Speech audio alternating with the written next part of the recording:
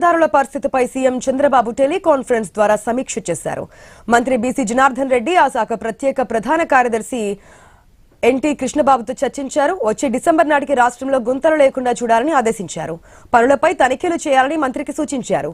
గత ఏడాది గుంతల రహిత రహదారుల లక్ష్యంగా 861 కోట్ల రూపాయల నిధులతో పనులు చేశామన్నారు. ఈ ఏడాది 2500 కోట్ల రూపాయలతో పనులు చేపట్టేందుకు ఇప్పటికే పరిపాలన అనుమతినిచ్చామన్నారు.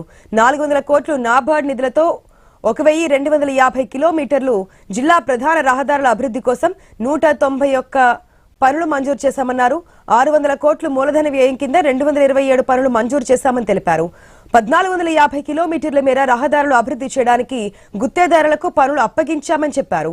ఈ ఒక్క ఏడాది వ్యవధిలో 2500 కోట్లతో 5471 కిలోమీటర్ల రహదారులు అభివృద్ధికి అనుమతులు ఇచ్చామని సీఎం చంద్రబాబు వెల్లడించారు.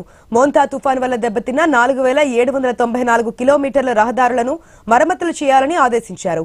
కూటమి ప్రభుత్వం అధికారం చేపట్టే నాటికి సుమారుగా 4000 కోట్ల రూపాయలు పెండింగ్ బిల్లులు ఉన్నాయని, ఇప్పటి వరకు 1900 కోట్ల రూపాయలు పెండింగ్ బిల్లులు చెల్లించామన్నారు.